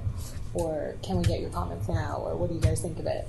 And so I could see that, you know, working out, if we can, you know, get a list together of all these groups that are having these events and plan to be there and talk to them within that amount of time before October. Listen, one of us, and Tierra gets to go down there with a camera and a microphone and just start interviewing people. Have you heard about CPOT? Have you read this document? No, just cannabis reparations. Yes. They don't even have to be CPOT related. Just Advertising, whatever event the you information have. these people's heads, getting their reactions. Yeah. There are like 10, I mean, they're really just starting this week. There's you can then target what district you might want as well. Yeah. I mean, I think we need to, I mean, just like building off of that, I think we need to think about like, for what are we engaging community and what do we want their feedback to lead to? And because I think just you can go and get feedback and then not show anything for it and be like, we just want to know what you think. Okay, bye. Like, I just, if you're going to take people's time and energy, you want to say, here's what that leads to. So, I mean, I think that maybe there's some intentional engagement we do just for this and be like, your feedback is going to impact this and we're going to show you how, I mean, I just think it's really important to show people how their feedback is going somewhere and then being clear about like what role this has for the city and then, you know, and then do we go and start tabling and being like, here's all the stuff we're doing, here's how you can get engaged. You know? So are you talking about doing like a town hall or?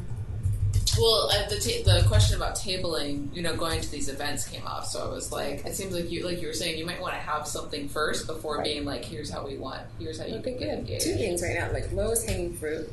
We can get into these rooms that are it's free. There's no cost to that. It's just us showing up and them giving us the space to talk. And then there's events where maybe we just want to go because we want to go anyways, but we have like I suggested, somebody interviewing people. Just can you talk to me for a second? Maybe wear a little CPOT badge so you look official, but you know, no cost other than maybe to enter, so that we're not asking for resources that actually may not exist. Yeah.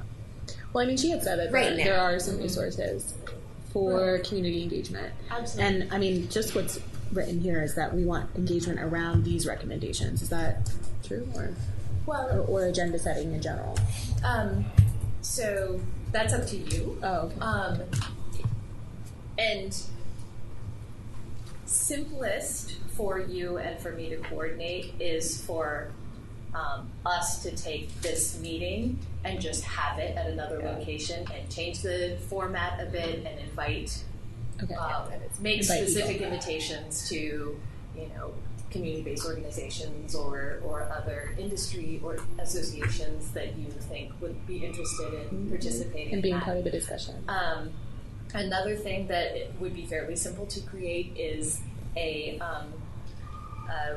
web page within CPOT's own web page, linked within there, where people could review this document and then click on something to fill out a survey. Their own survey.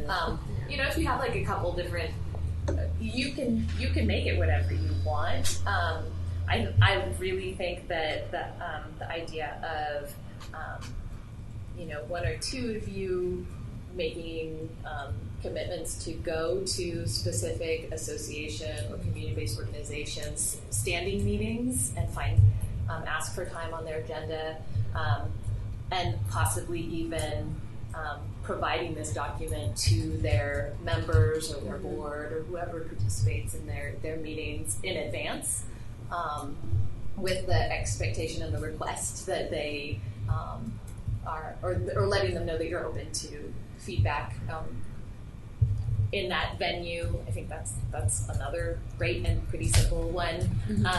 And then you know, going where people are is something that I think you guys could do. I would have to coordinate it with government relations just to make sure that, you know, to send you guys out into the public on the city's behalf to talk about something that the city is creating. Just takes a little bit more background coordination, but it's not impossible.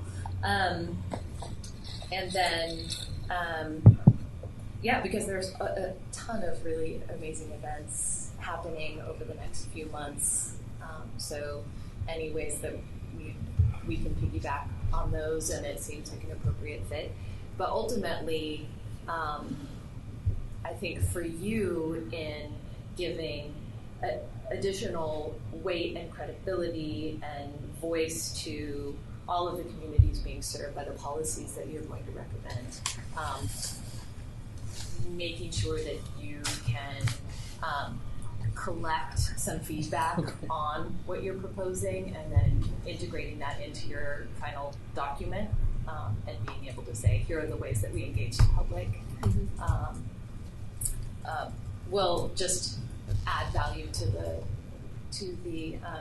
report and the recommendations. Ultimately, is there a town hall is like work? It's a lot of work, and I'm just curious. Like, we talked about the coalition building aspect to it, and I'm wondering, like, strategically whether, or you were talking about how everyone's very ego driven and not. I mean, I think there's a bit of a not. I think all of us are different places in thinking, like, does it make sense to kind of bring everybody together in a larger event? And I'm also wondering if there's a bit of a strategy behind that in terms of, like, has there been a convening of all these different stakeholders ever? I don't know. I really don't know. Or is that worthwhile? I don't know. In my job, I do that a lot, convening, like, people with multiple perspectives, and you do that a lot. And sometimes you can have, like, really interesting, like, cross the table conversations around something and hash it out. And actually, the benefit is bringing everyone together. You get some feedback, but it's really about having kind of across the table conversation. So I don't know. It's a lot of work. But I'm just curious if strategically that makes sense. And the second thing is maybe we just do a survey, and then you have a call to action, or you have a postcard. We have something we take and we talk to people, say, hey, fill out the survey, and then that could be like a really easy way to report on. Here's how we did the engagement, and it could be a way to start testing with people. Hey, will you come to this larger event?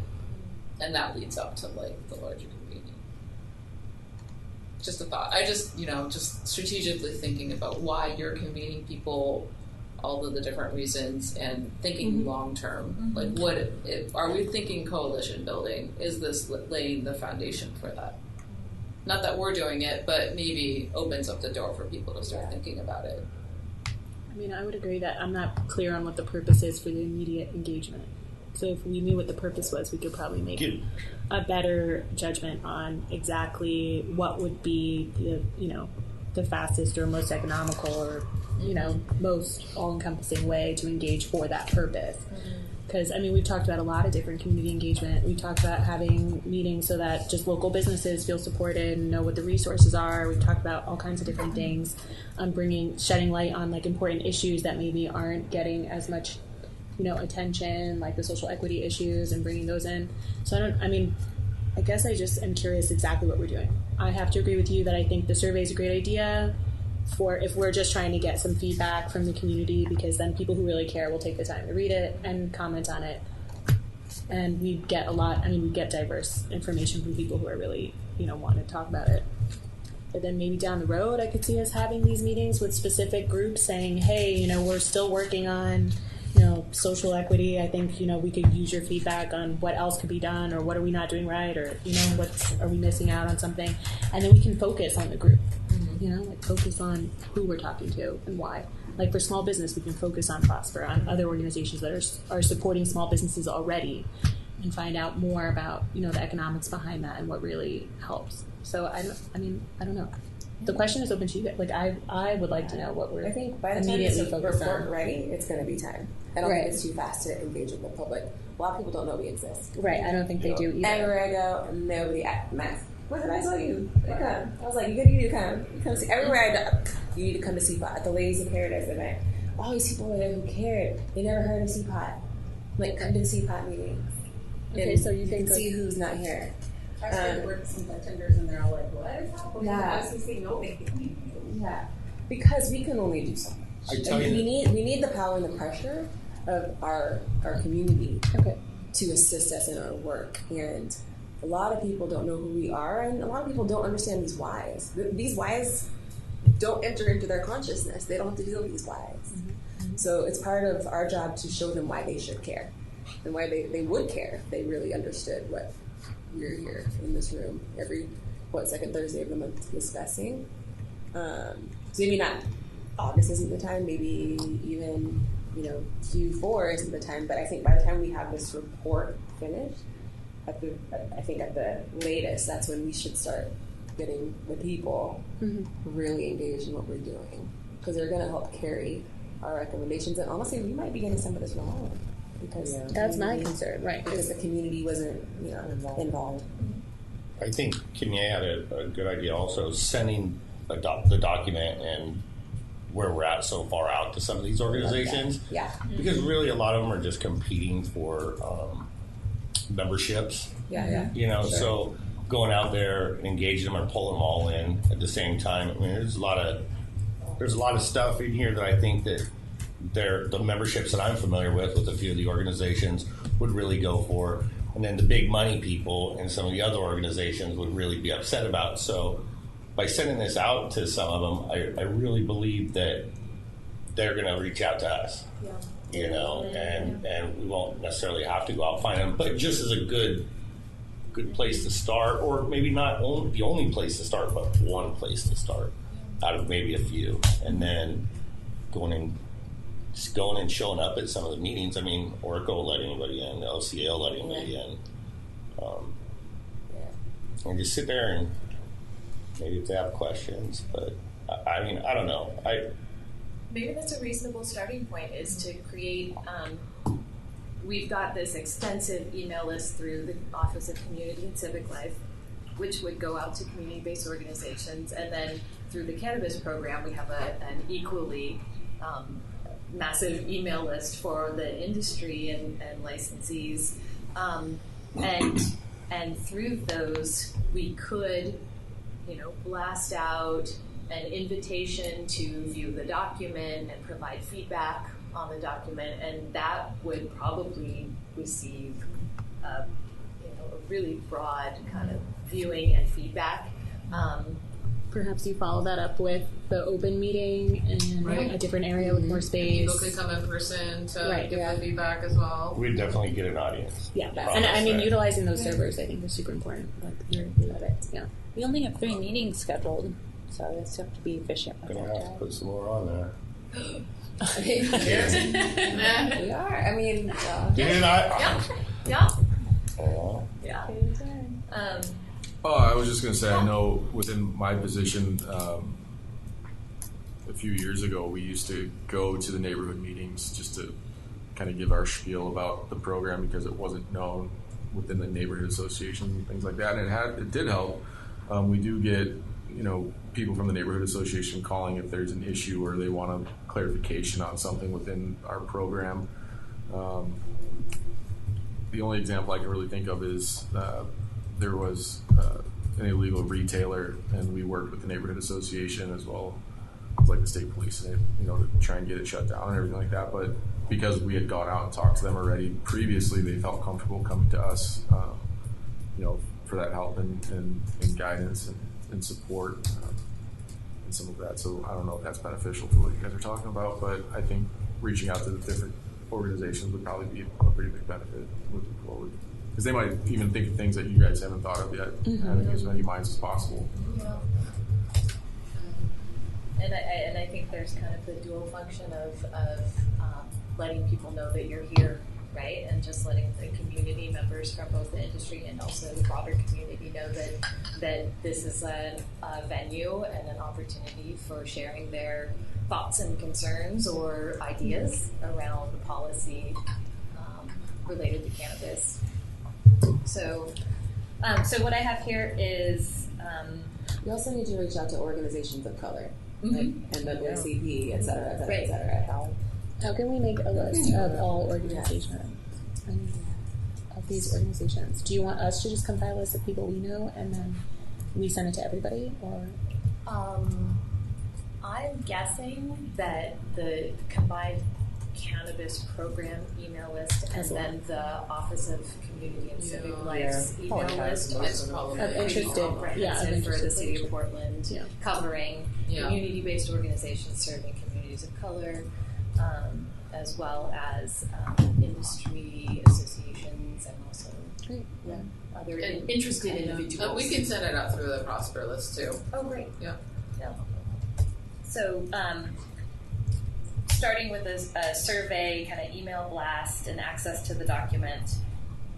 Access would be after this is more. Right. Yes. Okay. You send it out This tomorrow. kind of. They're going to be like, what? I'll work on the it draft tomorrow. document that's ready for. Okay. inviting comments, inviting feedback. So we're talking like because October. right now, I mean, this document that you have, this will be online with the materials for the meeting. For this meeting, yeah. Everything I give to Draft. you is public. So, you know, if people want to give me comments now, they can. But really inviting comment to a more formed document. Yeah, I think that would be better. And then, you know, possibly following that up with an invitation or scheduling invitation to an open discussion or town hall sort of meeting with the two goals of one, you know, elevating your presence and your work, and then also with the hope of future coalition building. I think that's a great idea, to be working towards that goal. Does that sound? Is there a chance that we could invite, like, you know, if you, I don't know, if you could send an email out through the CPOT or through the Civic Life listserv to just invite like people from nonprofits that follow or that are on the listserv to like come to maybe the next meeting or something where we're discussing these recommendations and everything else, so we can get input earlier than October. I mean, I don't even know if they would come or not, but if you wanted to, when this is slightly more formed, we could layer on like a targeted mailing of this draft, really rough draft, to specific, you know, community-based organizations. I think we have to be careful with that, but ultimately we would be offering to the general public to provide input. So, I think it would be good to have our thoughts more clearly stated before we get more input, only because I think it'll be very confusing. Mm-hmm. I think there's a lot of different interests out there, like Tim was pointing out, and I think that having more input at this point would be almost inundating, because we're kind of very broad right now. I think even by September's meeting, this is going to be so much more compact. That somewhere between September and October, we can invite comment, and then like from everyone, and it'll be more meaningful than things that we might already change. You know, like there's stuff in here that we might as a group already talk about next time and say, well, let's take this out, let's move this, like, you know, and then, or we might identify, hey, no one really had a great why for one of these, like we need to invite someone from that to come talk to us about it so that we understand it better. So I think October is good timing to get some notes, because then November we can decide what we want to include and finalize everything by December. Is that not enough time? Yeah, no, I think it is. I guess one of the things I worry about is, you know, other bureaus and projects that they have that they work on. I've gone like certain events and people like sometimes the public feels like, well, you already made a decision and you're including us after the fact. I see. So it's kind of like damn if you do, damn if you don't kind of situation, you know. What I agree with you that this is inundating and that it might be confusing, but also it kind of would be nice to like, as we're formalizing it, also have, you know. So I don't know what the best path forward is, but just throwing that other side of things out there to consider as well. So I mean, there could be a way. I totally hear you on that, because I think that's like what we always try to like balance in the public sector is like you're always balancing that. And I'm wondering if like maybe we just have these succinct statements on the 4 policy areas, keep it really like just keep it there, and we all feel good about the statements, and then maybe put that in a short survey and just be like, here are the 4 areas that we're looking at, like, and just ask some questions, or keep it really simple. I don't know. I mean, maybe not have a bunch, because it's going to take us a while to get through the detail. But maybe that's a way to get some. What's that? Prioritize. Ask people just to prioritize, and then you might not have to go like too many comments one at the end. But just if you're really looking, based on what you guys have done, ask for that priority. How would you rate it 1 through 5? Kind of thing. Yeah, that could be one way, or we could just keep an open text like here's this priority, or here. I don't. There's a lot. You're of trying to think of a way to design engage people it. earlier. Yeah, to get to people earlier without giving them 10 pages of content to review. Right, that makes sense. And asking some kind of open. I don't know. People never answer surveys with open questions, but I don't know. My brain needs to be operating better than to really give a fully formed idea right now. But you know what I'm saying? I think that there's a way to do it at a higher level to get input. Yeah. What's important. Yeah. Well, I like the idea of engaging people, and then they're kind of ready to hear what else is happening. You're kind of pulling some people in before it's too much information. I see. As long as we're not opening ourselves up to so much that we can't even sift through it. Do you know what I mean? Yeah. Which is what I worry about here, is that then we're going to have whole organizations rewriting the whole thing and, being like, well, you didn't take my recommendations. I think we're overestimating. You have to control. I don't think so. There are a lot of lobbyists out there that really would love to be a part of this discussion. Well, and what they're going to do, honestly, is what's going to happen is the way that this cannabis policy to begin with got so screwed up was when there was all these backdoor exchanges. As soon as the money caught wind of this and the attorneys for them caught wind of that, and it was just all this backdoor stuff, and then rallying their people to come to the council meetings in large numbers and pressure, to enact this and that. But I would say we can't be afraid of that. No, quite frankly, we need the promotion. I would rather have. No, I get it. We're going to have both. This is going to happen regardless. But really, getting being firm in what we. Well, it's only going to happen regardless if this doesn't fall on deaf ears. I'm telling you. But I mean, we've experienced. I'm agreeing. I'm saying, but really go after the community base. Yeah, the community is more than the special interests. Which are the membership. Well, I want to be clear though. This is just what we're. Has a whole section on cannabis that goes out to not just industry. Talk to a reporter, have somebody do a story about the work you guys are doing, and make it fun, because they hit music, they hit conflict of everybody. interest. When you're ready to invite them to Can you write it in your public meeting, that might be a way to really get it out beyond just working for the independent. Yeah. All of the other spires that want to, or Can I just for clarity? Yes. We are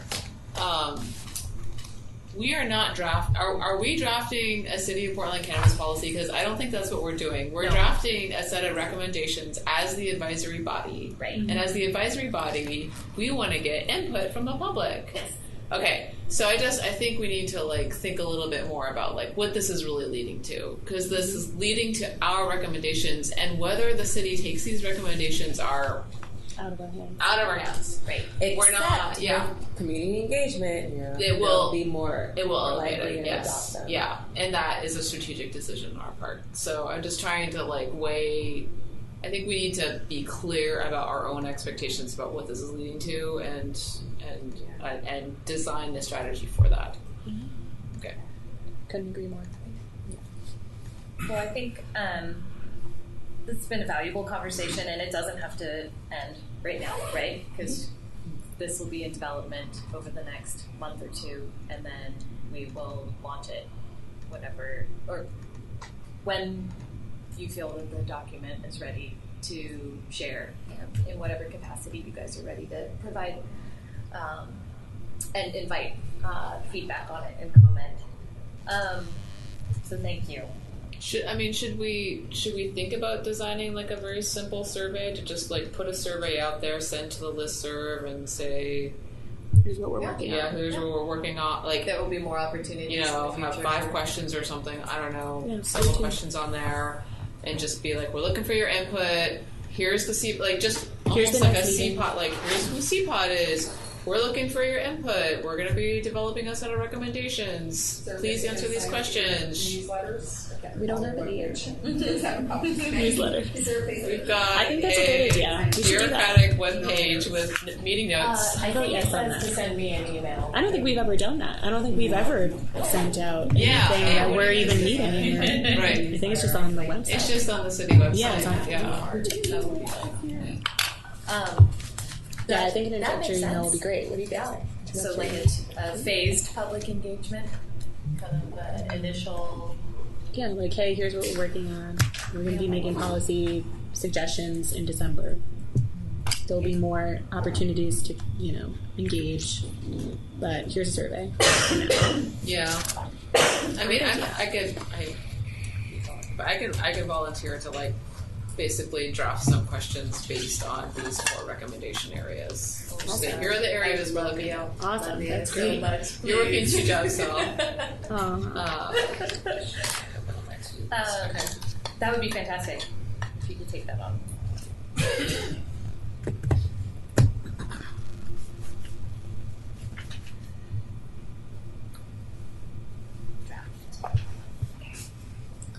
Public comment. We are taking time for public comments. We Although do our public have time. is Well, I put my name on the list. Great. She was already chipping in. So Thank you. So just quickly, do we want to talk about agenda for next month then? Further refining and working on the report, revisiting the changes? Well, the goal by next month is we have the whys accumulated and synthesized. So that's probably going to be the priority, right? Looking over the whys, discussing that if we need to change it. And then I think we need to get to the meat of it because it's already September. So we need to have time in that meeting to really discuss the inside, Is there anything that the subcommittees can do to help with certain areas that they had worked on to maybe help this thing through? Or are we just kind of at this over the next 4 weeks communicating via email and boom down? It's a good idea, Tim. What do you guys think? I mean, if the subcommittees could take, the things that are relevant to the subcommittee and at least have some of the meat, ready to analyze and add to and subtract from. We may need to reconfigure the subcommittees. Okay. Because it kind of got phased around. all of the things that were under previous subcommittees have been kind of dispersed. Yeah. But that's something that More focused, well, not saying more than last time because it was focused, but like we would be able to focus more on these areas if it was broken down a little bit. Yeah.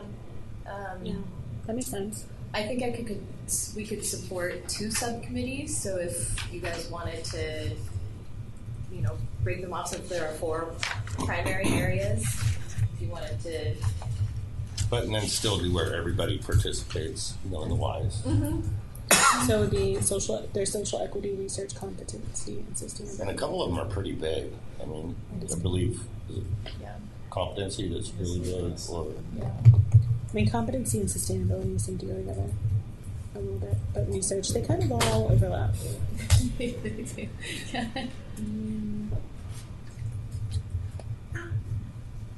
I mean, it'd probably be helpful in getting us getting this more done to be able to do any civic engagement in October if we do the subcommittee. So the subcommittee would be to work on the different recommendation areas and to work on the whys. To work on the what can we do about it, I think. Because the whys we'll have done all together, right, through the survey. So it would be the what can we do about it, barriers, and ways to address barriers. Yep. If that's what you guys would like to do, Rainey and I can coordinate those. 2 more. Or 2 subcommittees, 1 meeting sometime between now and the next formal CPOT meeting. Does that work for everybody? I think that sounds great. Okay. Yeah. We'll coordinate that through email and figure that all out. Yeah, it looks like you'll probably have to just group together like 2 areas and 2 areas. So I'll reach out to you, and you can just self-identify what you want to be working on, what you feel like you have a level of interest and expertise in. When you do that, can you also include like the proposed date of the meeting or the proposed week? That would be very helpful for me. I travel a lot.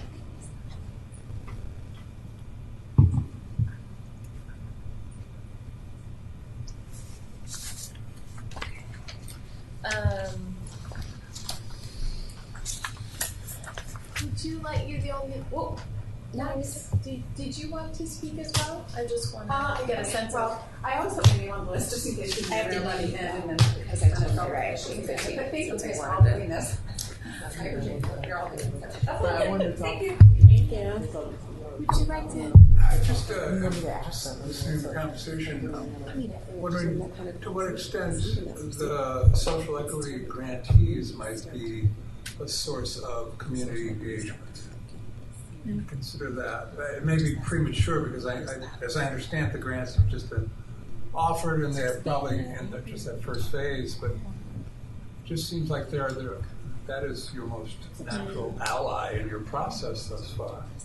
That absolutely, yeah. And the other thing as I recall from last month, and it's reflected in the work session notes, is there was discussion about trying to better to involve members from public health to make presentation, and I'm just wondering if that's been sidelined or where that's at. Yes, I've been reaching out to. I used to work in public health, so I started by reaching out to former colleagues who are leading the health department now, and have been not getting the response I had expected. So I am now going to ask for people further up the ladder to make the same request on our behalf. So we are absolutely and actively pursuing greater engagement from public health, and there is interest from Portland Police Bureau in engaging in these conversations as well. So, and that channel has always been open to me. I would like to hear what they've done with their funds. Oh. I don't think they're going to tell us. We can ask. But yeah, doesn't hurt to ask. Yeah, thank you. That's all the public comment there is, and I think, and nobody else on the panel has